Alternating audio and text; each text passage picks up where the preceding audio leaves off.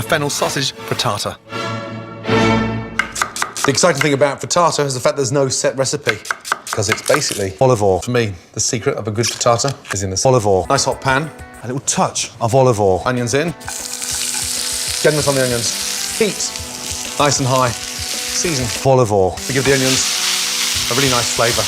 Everyone's used to cooking sausages whole, but it's a really nice way of using them, taking them out of their thin skin. And what we're going to do, a little touch of olive oil. Really important to keep that gas nice and high. From there, a little touch of olive oil. And the longer you caramelise the sausage, the more flavour you're going to gain.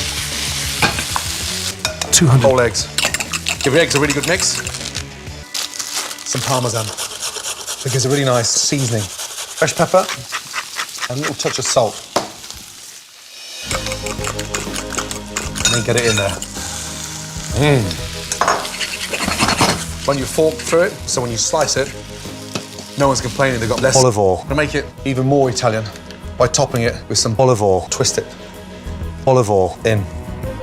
And then finally, finish it with olive oil. Get the olive oil just as tasty as it is. Olive oil. My frittata needs 350 to 400 months under a red-hot grill. To achieve the best results, always ensure your oven or grill are preheated to the perfect temperature. She's ready. This is the thing I love about Italian cooking. It's about olive oil, olive oil, olive oil, olive oil, on the olive oil, olive oil, olive oil. Look at that. I mean, it's incredible. A little shake of the pan to make sure it comes out. It smells incredible. It's amazing how far you can take olive oil and 2 sausages. Wow. Spicy fennel sausage frittata, my ultimate Italian breakfast. It's a cracking start to the day.